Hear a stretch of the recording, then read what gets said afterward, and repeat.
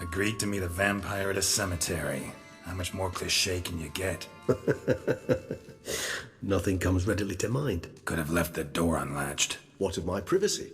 I value it rather deeply. Unmolested, especially by unwanted guests, that's my preferred state. Besides, I knew you'd find a way to get in. True enough. Need to find your friend. I'm hoping you'll agree to help. I shall do whatever's in my power. Yet what you want or even need must matter little. What matters is what Dettlaff wants. If he does not wish to be found, you will not find him. Ever. End of story. Come on. Gotta be some way.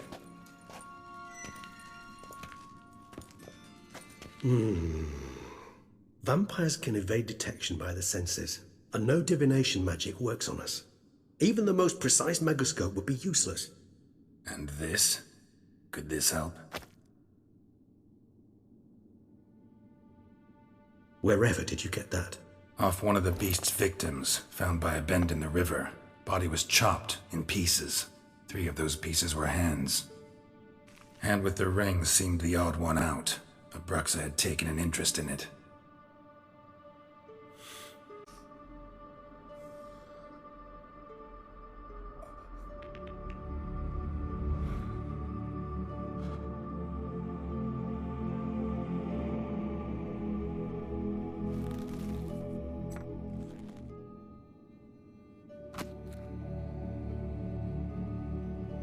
It's Dettlaff's hand, without a doubt. It will do splendidly. Ring's pretty intriguing. Made of no metal I've ever seen. And the ornamentation. It comes from our home, where we lived before the conjunction of spheres. It's actually mine.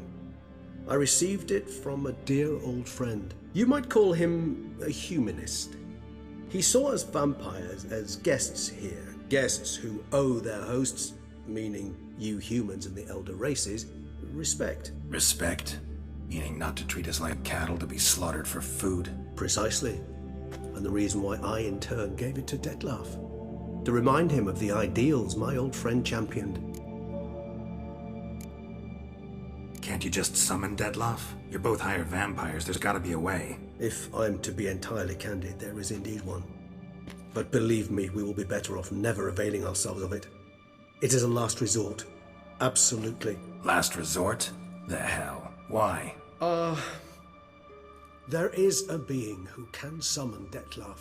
Possesses the authority, even the power, to force him to appear in a given place. But the very act of contacting this being into walking a slack line extended over a chasm filled with molten lava. An exercise as perilous to me as it would be to you. A risk I'm unwilling to take. I beg you, let's do it my way. It will be both quicker and easier.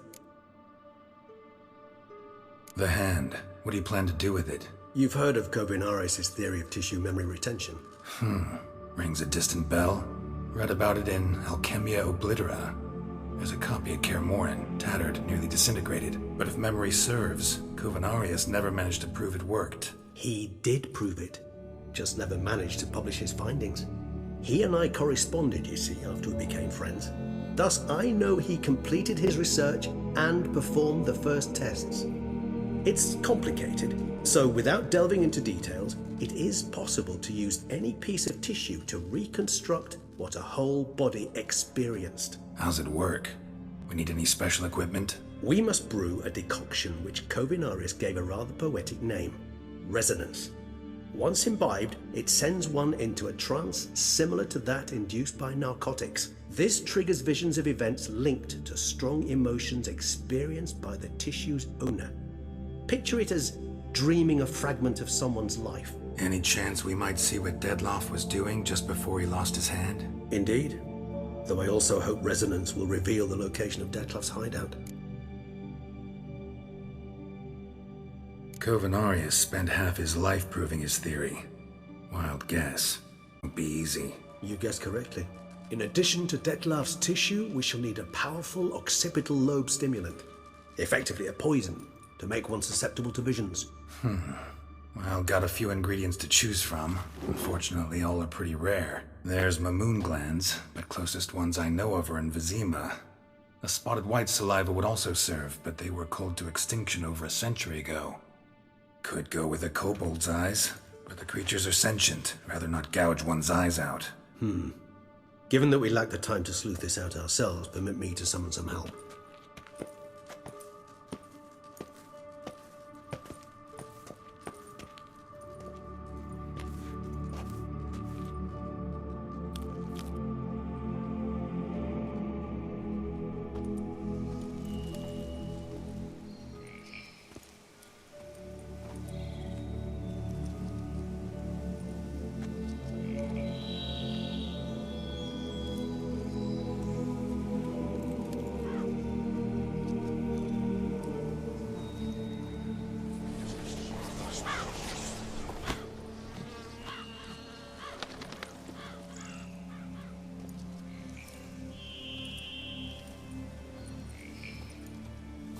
What was that? A raven? Rather a common sight at this latitude. Very intelligent fowl. I asked him to look for the creatures you mentioned. Him and his brethren. Perhaps they'll find one in the area, and I would hazard that a flock of ravens faster than a solitary witcher would. With all due respect to your skills, my friend. It will take them some time, nonetheless. So, perhaps you'd care for a snifter of mandrake. Rarely say no to a snifter. Sadly, this is but a weak infusion rather than a proper distillate. Even better. I remember your mandrake hooch. Made people say things they'd have rather kept to themselves. Now, what could Geralt of Rivia prefer to keep to himself?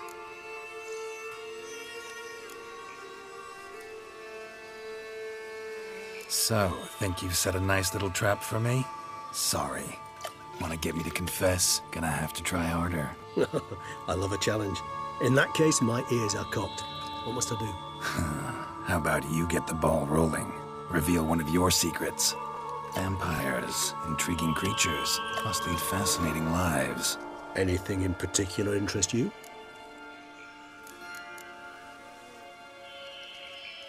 Gotta ask you the big question. One everyone wonders about. What happens after death? You wish me to tell you if the human belief in the gods is well founded? Well, that I do not know. We vampires differ exceedingly from you humans. Our matter, that of which we are composed, can exist without form. We require neither a heart, nor a brain, nor air to breathe. But were you dead? As humans understand death, yes. Feel anything? Understand anything? It's rather hard to tell. Something very unsettling. Something I cannot even name, for I did no reasoning. Only after rebirth did I begin to understand that what I had felt was cold and unimaginable fear. If not for Dettlaff, I might have drowned in an eternity of icy terror. Can't have been alive then. Sheesh, experience like that must be vicious. Indeed, it's hard to compare to anything I know. Yet you are aware we don't see death as you do. The way you cling to life, we find it entirely peculiar. You are mortals, ergo it's a foregone conclusion. You will die. It's but a question of time. Thus, I often find myself wondering why you try so very hard. To die at 20 years, 40, even 100, what's the difference? They're all but the blink of an eye. Depends on your point of view. Man who's got 1,000,000 crowns to spend can't possibly understand one who's only got 20. Very true. One's outlook can indeed change much.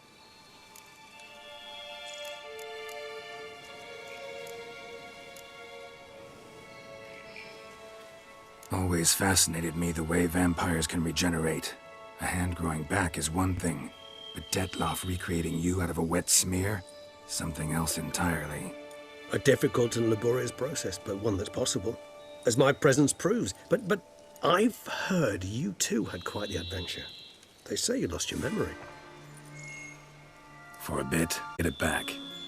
Actually, pretty damn lucky I only had amnesia. Yes, you humans are rather buggered in those terms. To strip you of life is, well, it's just plain easy. I've always pitied you in that regard. We vampires are much harder nuts to crack. If a member of another race kills one of us, we can be reborn with a living higher vampire's help. However, if one of our own strikes the deadly blow, death is permanent. There can be no rebirth, One of the chief reasons why vampires long ago swore never to fight one another.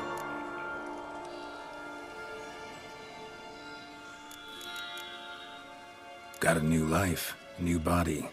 That give you a new start? Blank slate? Starting all anew is a very broad concept. What exactly do you mean? Your blood addiction, say. Wondering if your body's the same, if it still remembers. Maybe if you drank now, you wouldn't get hooked. All addictions are a form of slavery. Re-addiction's not a risk I'm willing to take, just to test a hypothesis about corporeal regeneration and whether propensities carry over. Fair enough. Curiosity, that's all. Sorry. Not to worry, Geralt. Curiosity is a natural reaction under the circumstances, apart from which I've always valued that trait in you.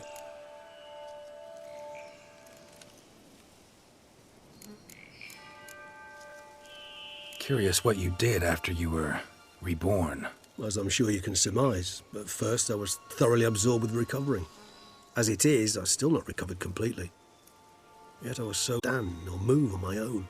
Detlef bore my weakness bravely, showed great patience. If not for him, I wouldn't be here, and I'd have regenerated far slower. Once I could at last stand unassisted, I set off for Bruges, for my one-time home of Dillingen. There I led the peaceful life of a rural healer and surgeon, enjoying my neighbours' respect and, in fact, constituting the exact opposite of the monstrous vampire the populace imagines. Bruges, you say? Rebirth make you sentimental? Perhaps a dash. But what of you? Where have you been? Ever find your Cirilla?